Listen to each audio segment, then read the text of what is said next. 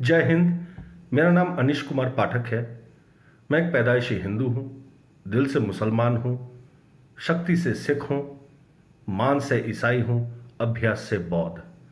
मेरे लिए Indian army के रेजिमेंट्स, इंडियन एयरफोर्स के स्क्वाड्रंस, इंडियन नेवी के फ्लीट पूजनीय स्थल है, और जो शहीद है वो है मेरे भगवान।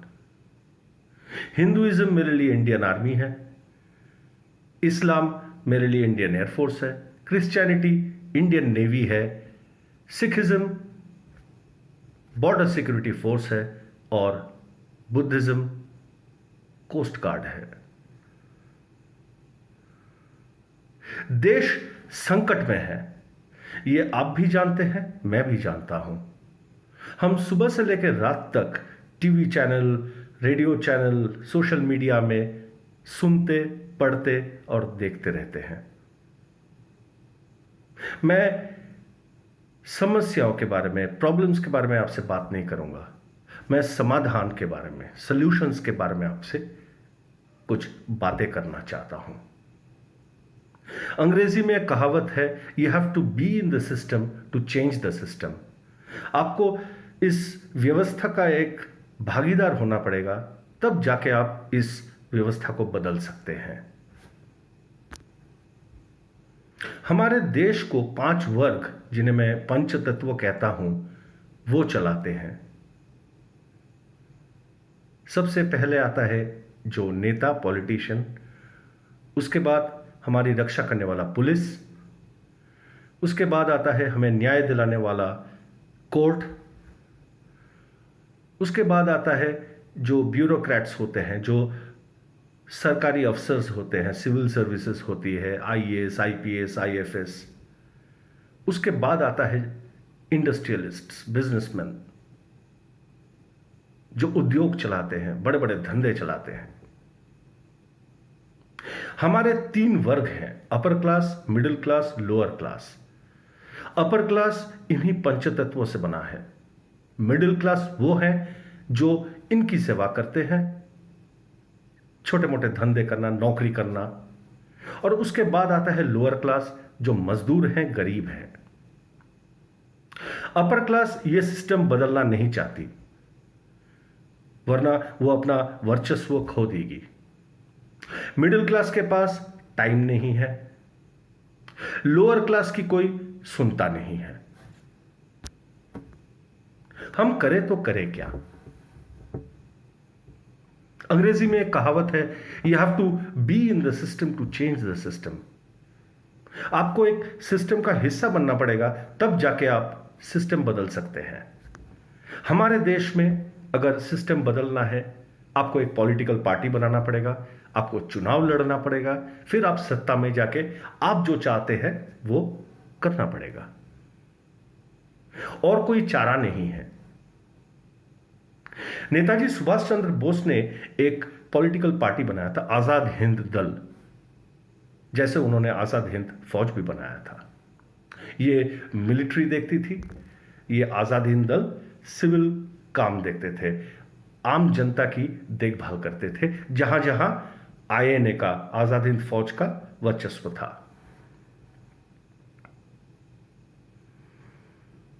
मैं इस दल का पुनरुत्थान करना चाहता हूं। I want to revive Azad Hind दल।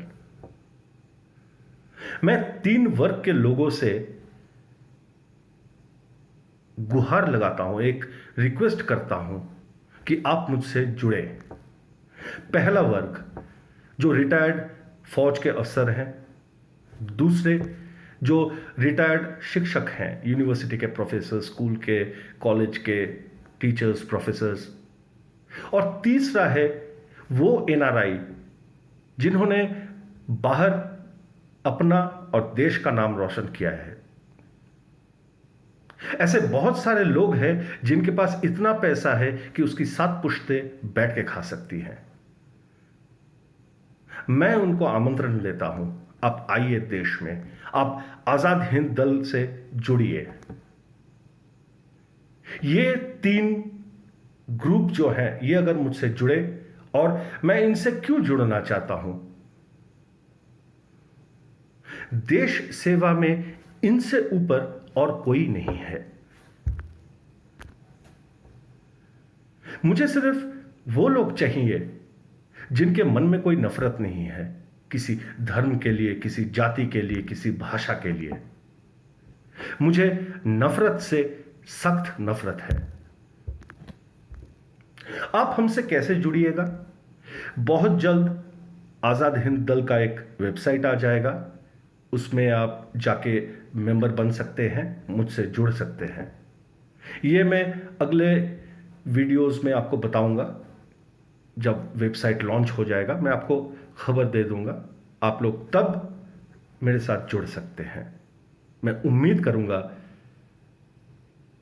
हर वो रिटायर्ड फौजी ऑफिसर, हर वो रिटायर्ड शिक्षक, हर वो एनआरआई जो 20 साल से 25 साल से विदेश में काम कर रहे हैं, वो देश लौट आए और मुझसे जुड़े।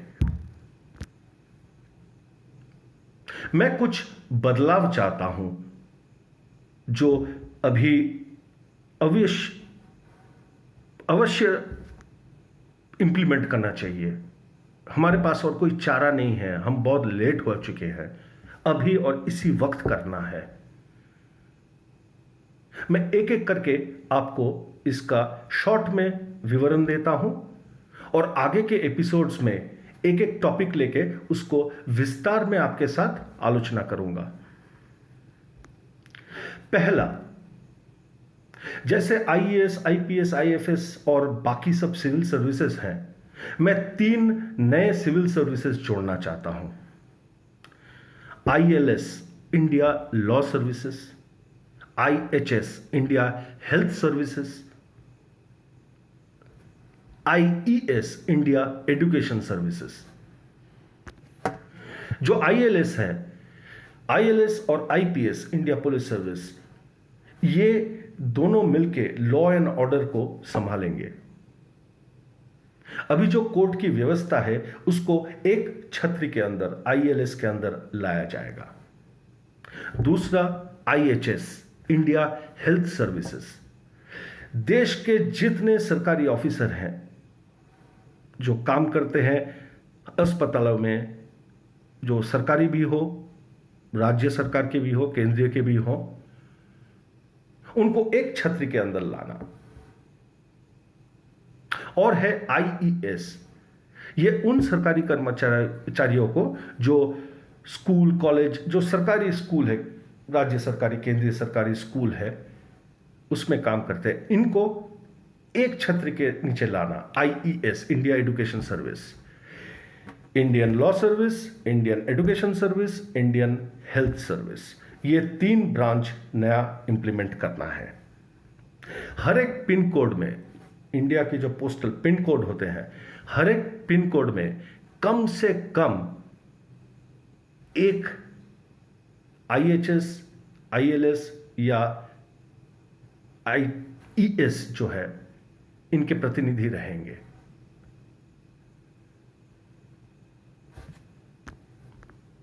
सेंट्रल गवर्नमेंट के तहत international relations, defence, education, health और लॉ एंड ऑर्डर होना है। ये सेंट्रलाइज करना है। स्टेट के अंदर रहेगा सिर्फ डेवलपमेंट इंफ्रास्ट्रक्चर। जो चीफ मिनिस्टर है, उनके ऊपर जो इतना भार है वो थोड़ा कम हो जाएगा। वो ज्यादा से ज्यादा इंफ्रास्ट्रक्चर डेवलपमेंट कर सकेंगे, ज्यादा से ज्यादा लोगों पे ध्यान दे सकेंगे। रोड बिल्डिंग, नए नए टाउनशिप बनाना, ये सब राज्य सरकार और मुख्यमंत्री के अंडर में होगा। सेंटर के अंदर होगा इंटरनेशनल रिलेशंस, अंतर्राष्ट्रीय संबंध, डिफेंस, हमारी सेना को संभालना।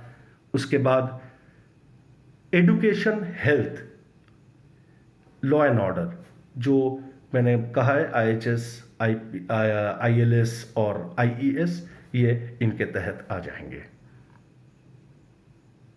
पॉलिटिशियंस जो होते हैं, नेता जो होते हैं, जो लोग लोकसभा में जाएंगे, जो लोग विधानसभा में जाएंगे, ये सरकारी अफसर के कामकाज में कोई बाधा नहीं डालेंगे। उनका ट्रांसफर कहां होगा, उनका पोस्टिंग कहां होगा, ये नेता तय नहीं करेंगे। ये आज तक नेता तय करते थे, जिसकी जब मर्जी होती थी ट्रांसफर कर देना, किसी की कहां पोस्टिंग कर देना, ये उनके हाथ में होता था। ये नेताओं के हाथ में नहीं होगा। अगर आजाद हिंद दल सरकार बनाती है तो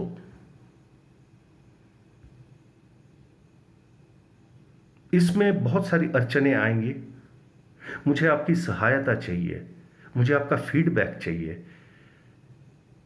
मैं अकेला यह काम नहीं कर सकता।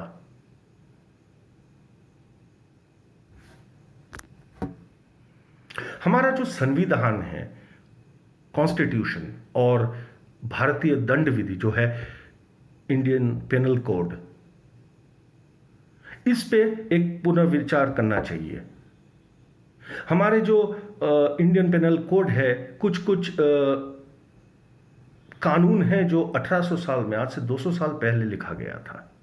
ऐसे बहुत सारे कानून हैं, बहुत सारे लूप होल्स है, गैप है, जिसका फायदा मुजरिम उठाते हैं, उनके वकील उठाते हैं। कॉन्स्टिट्यूशन और सिंप्लीफाई करना पड़ेगा, आसान बनाना पड़ेगा। उसमें ऐसे ऐसे अंग्रेजी शब्द हैं जो लोगों के पल्ले नहीं पड़ता। अच्छे अच्छे अंग्रेज भी घबरा जाते हैं पढ़ के। और ऐसी कुछ चीजें हैं जो थोड़ा बदलाव चाहती है। ये जो इंडियन पेनल कोड है, भारतीय दंड विधि है, इसका संशोधन करने के लिए एक कमिटी बनेगा। 30 आदमियों का एक कमिटी बनेगा। इसमें से 10 होंगे रिटायर्ड आईपीएस, 10 होंगे रिटायर्ड जज, और जो बाकी 10 वो गिने चुने 10 लोग होंगे जिनके साथ सबसे ज्यादा नाइंसाफी हुई है पिछले 70 साल में। चाहे वो बलात्कार का केस हो, खून का केस हो, या फिर राष्ट्र गद्दारी की केस हो। ये वो लोग जो न्याय मांगते ही रह गए लेकिन उनको न्याय नहीं मिला। वही लूप होल, जो गैप था, जो मुजरिम और उसके वकील फायदा उठाते हैं। ये रिटायर्ड आईपीएस, रिटायर्ड जज और ये जो भुगते हुए लोग हैं, इन 30 आदमी का एक कमेटी बनेगा। ये इंडियन पेनल कोड को लेके, भारतीय दंड विधि को लेके पुनः विचार करेंगे। क्या सही है, क्या गलत है, क्या ऐसा चीज है जो बदलना चाहिए। इसका एक अंजाम देखना बहुत जरूरी है। कॉन्स्टिट्यूशन फिर से बैठो। मैं ये नहीं कह रहा कि कॉन्स्टिट्यूशन फाड़ के फेंक दो। एक बार बैठ के पुनर्विचार कीजिए। समाज के जो दिग्गज है वो बैठे एक साथ, चाहे वो इंजीनियर हो, डॉक्टर हो, लॉयर हो, बिजनेसमैन हो, सब बैठे एक साथ। एक बार पुनर्विचार कीजिए, आसान बनाइए। एक आम आदमी कॉन्स्टिट्यूशन पढ़ के समझ जाएगा, इंडियन पेनल कोड पढ़ के समझ जाएगा। जब तक हम आम आदमी को शिक्षित नहीं करेंगे कि हमारा संविधान क्या है, हमारा कानून क्या है, वो न्याय मांग ही नहीं पाएगा। उनको तो समझ में ही नहीं आता है कि क्या है न्याय। और इसके लिए वो दोषी नहीं है, इसके लिए समाज दोषी है। हमने उनको अज्ञान दिया है। वो अज्ञानी है हमारे लिए, समाज के लिए, समाज की गलती के लिए। हर एक पिन कोड में, जैसे मैं कह रहा था, एक लॉ एंड ऑर्डर कॉम्प्लेक्स होना चाहिए, जहां पे पुलिस और जज, न्यायालय, न्यायाधीश एक साथ एक छतरी के नीचे रहे। वहां लोगों को न्याय के लिए दर दर भटकना ना पड़े। हर पिन कोड में एक एक, मिनिमम एक होना चाहिए। वैसे ही हर पिन कोड में मिनिमम एक जो यूनिफॉर्म एजुकेशन स्ट्रक्चर जो बोल रहा हूं, जैसे केंद्रीय विद्यालय है, उस टाइप का स्ट्रक्चर सब सरकारी स्कूल एक बोर्ड के अंदर हो जाएगा। वैसे ही केसीएस जो केंद्रीय विद्यालय संगठन का काउंटर पार्ट होगा एजुकेशन हेल्थ सिस्टम का, केंद्रीय चिकित्सालय या केंद्रीय चिकित्सा संगठन, जितने सरकारी, राज्य सरकारी, केंद्रीय सरकारी अस्पताल है, सबको एक छतरी के नीचे लाना। मैं आपको एग्जाम्पल के तौर पे कहता हूं, एक गरीब कारपेंटर बंगाल के किसी गांव में रहता है, उसका बच्चा छठी क्लास में पढ़ता है, उसकी नौकरी चली जाती है, उसको गुजरात के सूरत में एक नौकरी मिलती है, अच्छा नौकरी मिलती है उसे। वो अगर वहां जाएगा तो उसका बेटा सेम कोर्स पढ़ेगा, सेम क्लास में भर्ती होगा, लगभग एक ही स्कूल ही तो है, अगर एक ही छतरी में रहेगा, एक ही कोर्स होगा, एक ही स्कूल होगा, उसे कोई परेशानी नहीं होगी। उसी तरह चिकित्सा का, वो अगर उड़ीसा के किसी गांव में है, उसका एक चिकित्सा चल रहा है, उसका ट्रांसफर हो जाता है, बदली हो जाता है, उसको कर्नाटका का किसी गांव में ट्रांसफर हो जाता है। तो अगर एक छतरी के नीचे रहेगा, और आज टेक्नोलॉजी बहुत एडवांस्ड है और सस्ता भी है, उसका रिकॉर्ड्स रहेगा। कर्नाटका में जाएगा तो उसका वहाँ का जो सरकारी केंद्रीय चिकित्सालय संगठन के अंतर्गत जो हॉस्पिटल होगा, उसके जो डॉक्टर है वो कंप्यूटर में लॉग इन करके देख लेगा उसका कि उसको क्या क्या बीमारी थी, उसका सिम्टम्स क्या है, क्या दवाई दी जा रही है। एक यूनिफॉर्मिटी रहेगा, और ये जरूरी है, ये करना पड़ेगा। ये लाइन में खड़ा होने का कल्चर बंद करना पड़ेगा इंडिया में। हम बहुत लाइन में खड़े हो लिए पिछले 73 साल से, और उसके पहले भी। ये हमें बंद करना पड़ेगा। ये ILS, IHS, IES के फ्लाइंग स्क्वाड्स होंगे, जो स्कूलों में अचानक रेड करेंगे और चेक करेंगे कि सब ठीक ठाक है कि नहीं। हॉस्पिटल्स में चेक करेंगे सब ठीक ठाक है कि नहीं। शिक्षा के पद्धति को थोड़ा बदलना पड़ेगा। 6 घंटा स्कूल में बिताएगा एक बच्चा, वो सुबह का नाश्ता, दोपहर का खाना, शाम का नाश्ता, ये 3 प्रोवाइड किया जाएगा, अच्छे क्वालिटी का। ये फ्लाइंग स्क्वाड देखेंगे, अगर 50 रुपए का खाना मिलना है तो 50 रुपए का खाना मिल रहा है कि नहीं मिल रहा है। हर एक स्कूल में एक मैनेजर होगा, वो लोगों को नौकरी मिलेगा जो फैसिलिटीज मैनेजमेंट करते हैं। हर हॉस्पिटल में एक मैनेजर होगा, हॉस्पिटल मैनेजर, जो हॉस्पिटैलिटी एडमिनिस्ट्रेशन पढ़ के आया हो, and he has to be accountable. अगर 50 रुपए का खाना होना है तो 50 रुपए का खाना होना है, अगर 45 रुपए का होगा तो आपको टर्मिनेट किया जाएगा। ये फ्लाइंग स्क्वाड टर्मिनेशन लेटर लेके घूमेंगे, उनका एक पैड होगा जिसमें लिखा रहेगा लेटर ऑफ टर्मिनेशन, चाहे वो स्कूल में हो या हॉस्पिटल में हो। वो रात को 2 बजे भी रेड मार सकते हैं, दोपहर को 2 बजे भी रेड मार सकते हैं। क्यों नहीं हो सकता? सुबह नाश्ता करेंगे, स्कूल में 3 घंटा पढ़ेंगे, 6 पीरियड होगा, भूगोल, गणित, विज्ञान, भाषा सब पढ़ेंगे, अंग्रेजी पढ़ेंगे, मातृभाषा पढ़ेंगे।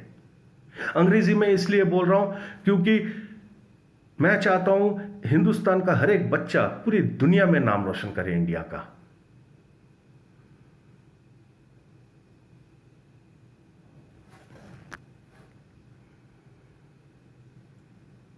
गवर्नेंस में हम लोगों को राज्यसभा, प्रेसिडेंट, गवर्नर्स ये नहीं चाहिए। ये एक डेकोरेटिव पोजीशन है, कोई काम का नहीं है, आज के डेट में नहीं हो सकता, नहीं चाहिए हमें। सिर्फ एक सभा होगा, लोकसभा, और उसका जो हेड होगा प्रेसिडेंट होगा। प्राइम मिनिस्टर का पद हटा दो, he will be the president of this country. No Rajya Sabha. ये राज्यसभा और गवर्नर घूम फिर के, ये जो पंचतत्व है, ये रिटायर करने के बाद घुस जाते हैं वहीं पे।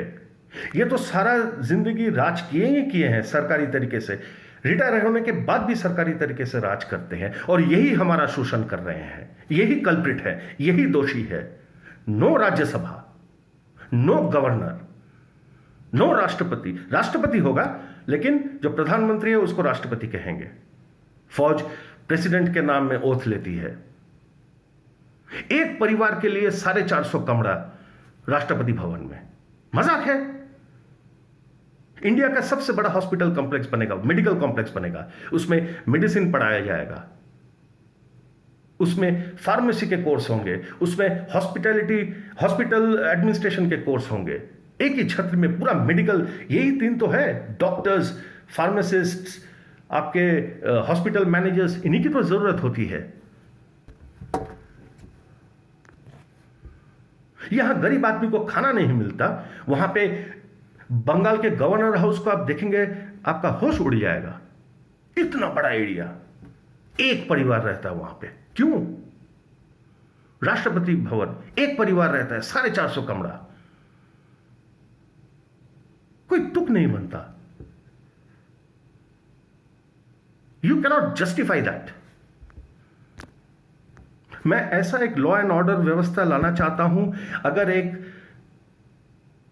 हिंदुस्तान के रिमोट गांव में अगर एक बूढ़ी औरत अपनी बेटी के साथ रहती है, सिर्फ रात को 2 बजे विधायक का बेटा अगर उसे उठा के लेके जाता है, वो अगर फोन करेगी एक पुलिस में और अगर बोलेगी वो एक लाल सुमो लेके निकला है हाईवे में, स्टेट हाईवे में, वहीं पे पुलिस वहां से ड्रोन टेक ऑफ करेगा, उसको फॉलो करेगा, अगला चेक पोस्ट उसे अरेस्ट करेगा। ये कर सकते हैं, हमारे पास आज टेक्नोलॉजी है और वो सस्ता भी है।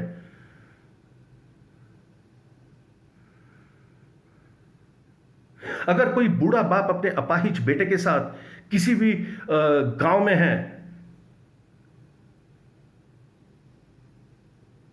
वो बूढ़ा बाप बाथरूम में फिसल के गिर जाता है, रात को 2 बजे उसका पैर टूट जाता है, उसका अपाहिज बेटा क्या करेगा? एक फोन उठाएगा और फोन करेगा और 5 मिनट के अंदर एम्बुलेंस आएगा, चिकित्सा मिलेगा उसे। मैं ऐसा एक हिंदुस्तान चाहता हूं। और ये क्यों नहीं हो सकता है? कौन रोकेगा हमें? कौन कहता है ये नहीं हो सकता? हम गरीब नहीं हैं। हम अगर राष्ट्रपति, गवर्नर्स इनको पाल सकते हैं तो हम ये काम भी कर सकते हैं। हम एजुकेशन और हेल्थ में भी खर्चा कर सकते हैं। हमारे पास पैसा है, ठीक जगह खर्चा नहीं हो रहा, गलत जगह खर्चा हो रहा है। हमें यह बंद करना पड़ेगा। ऐसी बहुत सारी समस्याएं हैं जिनका समाधान है मेरे पास, लेकिन मैं अगर डिस्कस करने बैठूं, ये वीडियो 24 घंटे का बन जाएगा। मैं जानता हूं आपके पास भी उतना टाइम नहीं है, मेरे पास भी नहीं है।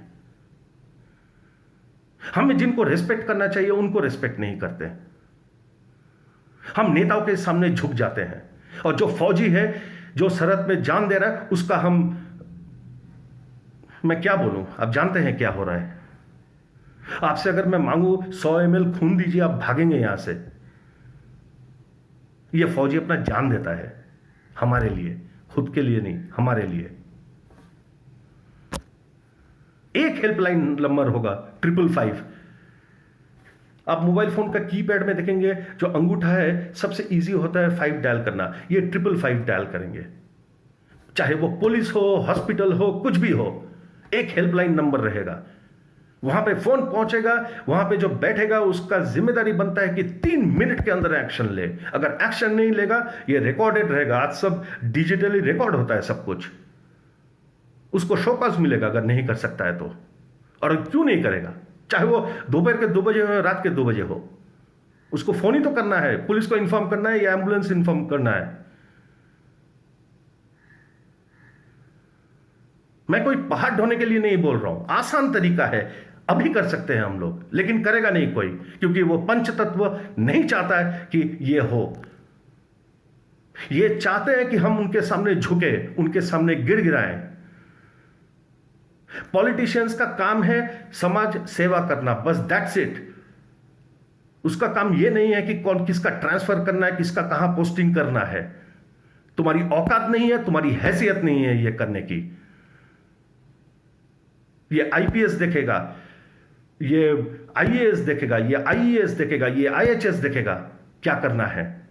और अगर वहां पे धांधली होती है, अगर किसी का फेवर में जाएगा तो किसी के साथ तो नाइंसाफी होगी, वो तो आवाज उठाएगा। सीबीआई को और स्ट्रांग करना पड़ेगा, एनफोर्समेंट डायरेक्टरेट को और स्ट्रांग करना पड़ेगा, और लोग लाने पड़ेंगे। हमारे देश में बहुत इंजीनियर्स है, एक ढूंढोगे 1000 मिलेगा। अगले 5 साल में मैं गुहार लगाऊंगा, लोग ज्यादा से ज्यादा वकालत पढ़े, मेडिसिन पढ़े, डॉक्टर्स बने, लॉयर्स बने। इनकी जरूरत होगी आगे। और आजाद हिंद दल का मुख्य लक्ष्य यही होगा। मैं ये नहीं मानता कि नहीं हो सकता है, डंक की चोट में कहता हूं मैं ये करके दिखा सकता हूं आपको। और ये कोई रॉकेट साइंस नहीं है।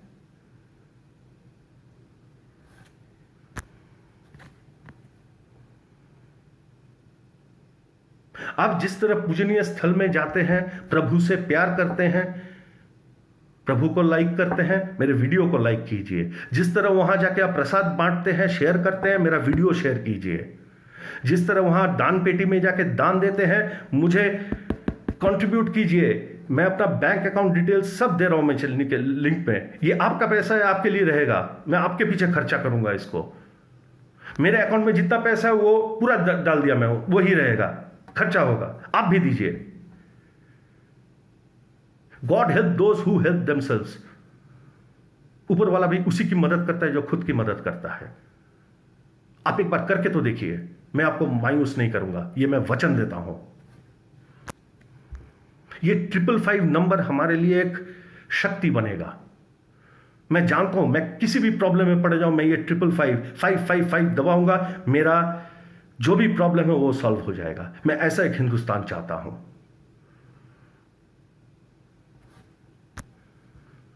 मैं अगले वीडियोस में एक एक करके और डिस्कशन करूंगा, डिटेल्स में करूंगा। मैं अभी सिर्फ मोटा मोटा आपको एक चीज बता दिया मैंने, मैं पूरा डिटेल्स में अगले वीडियोस में करूंगा।